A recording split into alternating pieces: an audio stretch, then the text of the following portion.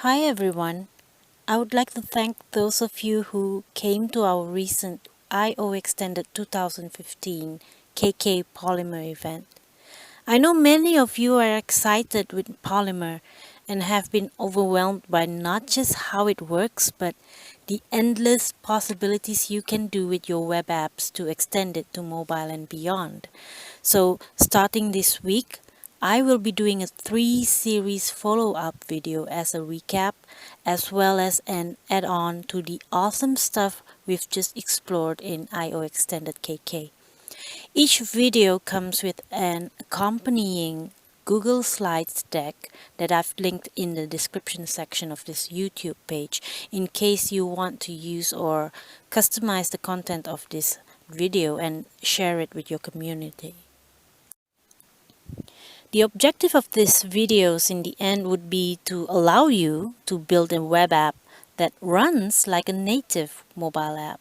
And not only that, package your web app so that it's downloadable through any mobile app marketplace that's out there right now, such as Google Play or Apple iTunes. So right now, you're watching the first of the 3-part series of creating a Polymer app for mobile.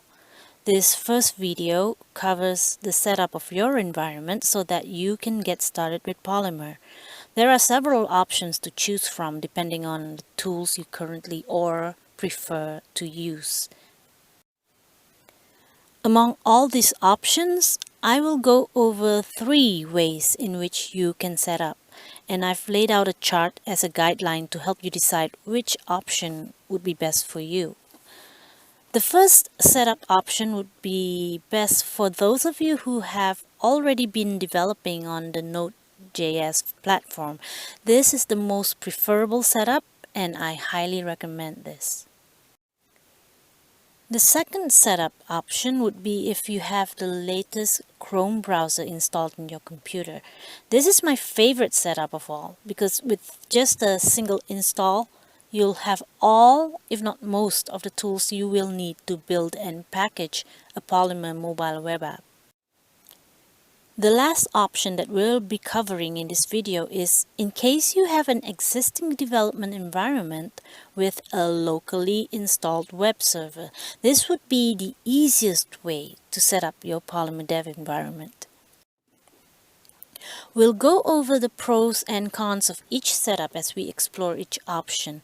Each one of these setup will point you to download Polymer Starter Kit, containing a boilerplate template and tools you need for building your web app.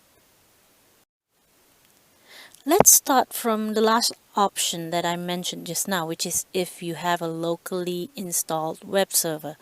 This setup doesn't require you to do any extra install at all and is also great if you choose, for whatever reason, not to install Chrome. With this option, you only need to download one single file, and that file is Polymer Starter Kit. Just go to the Google developers website and look for Polymer Starter Kit. After you click on the download button, you'll be taken to the Polymer Elements GitHub site, and I would recommend you to download the light version of the Polymer Starter Kit to get you started right away. This version excludes the tools that normally come with the regular starter kit. Unzip this file to the root folder of your web server. Start your web server and finally view your Polymer Starter Kit app on your browser, and that's all there is to it. All the important core Polymer elements and layout are already included and ready for you to customize. This is a pretty cool, straightforward, and easy setup. The issue you may run into with this option is that you will need to manually install other tools for optimizing your app and managing dependencies should you need to use other Polymer elements. As your app grows, you'll find just how cumbersome it would be to spend more than half your time downloading and checking and optimizing. I personally love the Chrome browser, so the second Polymer setup is my favorite, which is to install a Chrome extension called Chrome Dev Editor, or CDE for short. As I mentioned, it only takes a single click for me to install it from the Chrome Web Store, and not only will I have a ready-to-use template, but it also comes with a host of other wonderful goodies that we'll look into in just a while. Go to Chrome Web Store, search for Chrome Dev Editor, and install it to edit in your Chrome app. Anytime you want to use the absolutely brilliant CDE, just go to your Chrome apps menu and click on the CDE icon. This is a tool-rich IDE which includes but not limited to Git for version control, Bower for dependency management, JavaScript, Dart, and Chrome app template support, a built-in web server, and sweetest of all, the Polymer Designer tool.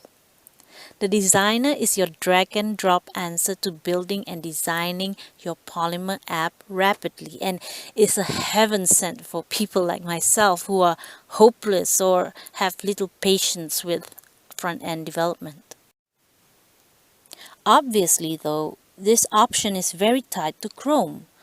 Also, the Polymer templates built into CDE are still grabbing the 0.5 version, while at the time this video was created, Polymer is now at version 1 and ready for production, so you'll actually end up having to reconfigure the Bower JSON file that's in your template every time you create a new project. Still, with Git integrated into CDE, you can alternatively do a git clone command that pulls the Polymer starter kit. So you can actually make do without starting a new project using the templates in CDE. The third and best option would be installing via Node.js. Within the same GitHub page where you can download the Polymer starter kit, you'll find instructions on how to install Gulp and Bower. Also, read the development flow that's in the instructions so that you'll be familiar with handling theming and testing, as well as utilizing Service Worker to learn about offline support for your web apps. So there you have it, 3 simple ways to set up your Polymer development environment. In our next videos, we'll be looking into building your web app, specifically using Platinum elements, Firebase and Lovefield for offline caching and data.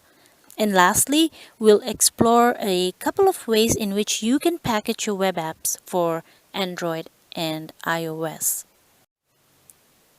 In the meantime, you will want to explore other Polymer resources that are out there. The Polymer team has done an amazing job creating endless resources and references, as well as tutorials and sample codes that you can easily follow. Your starting point should, of course, be the official Polymer website at polymer-project.org, where you can explore tutorials and the Elements catalog especially. Next is the Polymer project site at GitHub for all your sample codes, detailed documentations, and bug reporting. Then there's the Google Developers Polycast channel at YouTube for the excellent videos by Rob Dodson. And if you want to connect with other developers as well as the Polymer team, visit the Polymer community page at Google+, where there are discussions and links to other communities such as Stack Overflow and Slack. Even better, if you have a local GDG chapter in your area, drop by at any of our meetups and get together with like-minded developers like yourself. You can also look me up at Google+ or Twitter if you have any specific questions about this video. I hope you find this video useful. Thanks for joining me, and I'll see you in part 2 of this series.